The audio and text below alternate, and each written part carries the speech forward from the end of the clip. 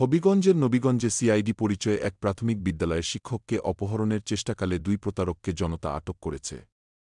বৃহস্পতিবার দুপুর ২টার দিকে উপজেলার কুরশী ইউনিয়নের ভুবিরবাগ গ্রামে এ ঘটনা ঘটে। স্থানীয় ও পুলিশ সূত্রে জানা গেছে, উপজেলার রায়পুর সরকারি প্রাথমিক বিদ্যালয়ের সহকারী শিক্ষক পলাশ রতন দাসের বাড়িতে মোটরসাইকেলে করে আসে দুই ব্যক্তি।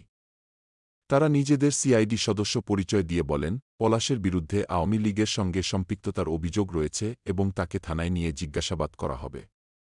এক পর্যায়ে ভয়ভীতি দেখিয়ে পলাশকে তুলে নেওয়ার চেষ্টা করলে তিনি চিৎকার করেন। তার চিৎকারে আশপাশের লোকজন ছুটে এসে দুই ব্যক্তিকে ধরে ফেলেন। তাদের জিজ্ঞাসাবাদ করলে তারা কোনো পরিচয়পত্র দেখাতে পারেননি। পরে স্থানীয়রা তাদের কুরশী ইউনিয়ন পরিষদ কার্যালয়ে নিয়ে যান এবং ইউনিয়ন পরিষদের চেয়ারম্যানের মাধ্যমে নবীগঞ্জ থানা পুলিশকে খবর দেন। পুলিশ এসে তাদের আটক করে থানায় নিয়ে যায়। আটককৃতরা হলেন ব্রাহ্মণবাড়িয়ার সরাইল থানার বণিকপাড়ার মৃত লুৎফুর রহমানের ছেলে মহিবুর রহমান পান্না ও সুনামগঞ্জ জেলার পার্বত্যপুর গ্রামের মনাফ মিয়ার ছেলে আমির হোসেন। এ সময় তাদের কাছ থেকে একটি রানার মোটরসাইকেল, দুটি মানিব্যাগ, একটি অ্যান্ড্রয়েড মোবাইল ও দুটি বাটন মোবাইল উদ্ধার করা হয়েছে। এরপরে আমি বলছি থানায় তুমি ইনফর্ম করছো কিনা, তুমি যে এখানে ঢুকছো তুমি তো থানাকে জানিয়ে আসবা, তুমি বলছো না ইনফর্ম করো নাই। তখন তোমাকে বলছি ঠিক আছে, তখন আমার অফিস বা প্রশাসনের সাথে যোগাযোগ করছি, তুমি যদি সিআইডি লোক হও বা ভুল ক্রমে তুমি ইনফর্ম করো না অথবা তোমার কাজ হারিয়ে গেল, তাহলে তো তুমি রিয়েল সিআইডি কেন আসতো তাদের প্রশাসনকে তুমি তার সদুত্তর দিবা। এবং সিআইডি হিসাবে কেন সেখানে আসছি না এটার উত্তর। তুমি অফিসিয়াল ভাবে আসছো এখানে, সেখানে অফিসিয়াল ভাবে আসো নাই, তাহলে চেয়ারম্যান কে এবং জনগণকে এই মিথ্যা পরিচয় দিলা কেন?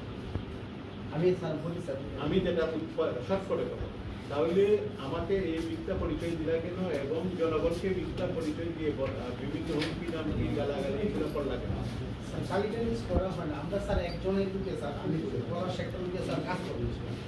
আমি বলছি ব্রাহ্মণবাড়িয়া, তোমার বাড়ি কোথায়? ব্রাহ্মণবাড়িয়া। তোমার বাড়ি কোথায়? সুনামগঞ্জ। এক জেলা থেকে আরেক জেলায় আসি। হ্যাঁ, সুনামগঞ্জ চাকরি করতেছো? সুনামগঞ্জে কি চাকরি করতেছো? তুমি কি সিআইডিতে আছো? এখনো সিআইডিতে আছো? তাহলে তুই অফিসিয়াল ভাবে আসছো এখানে?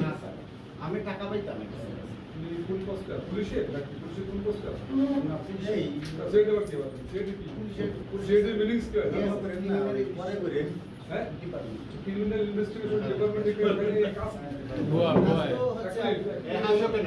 একবার তুমি তো বলো যে এখন সেট কাজ সেট তোমার রানিং চাকরি না সাসপেন্ড সাসপেন্ড তুমি এটা পরিচয় দিলা? আমি ডিপি নাম্বার কত?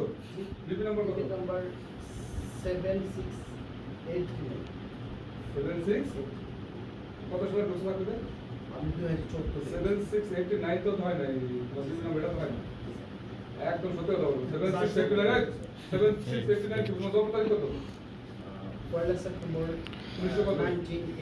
1987 আর তুমি বলো 79, তা কি ভুল বল কারে বলো? ডিপি নাম্বার লাগাই দেন ফেক ফেক একটা তুমি আমাকে বললা আমি সিআইডি এখনো আছি, তাহলে তুমি সাসপেন্ড হয়ে গেছো। তুমি না ওটা বলবো না, সেটা আমাদের সবার একটা নাম্বার আছে ডিপি নাম্বার, মানে বাংলাদেশ পুলিশের আপনি এখনো সারা দিনের ডিপি নাম্বারে সপ্তাহে 12টা চলে আসবে।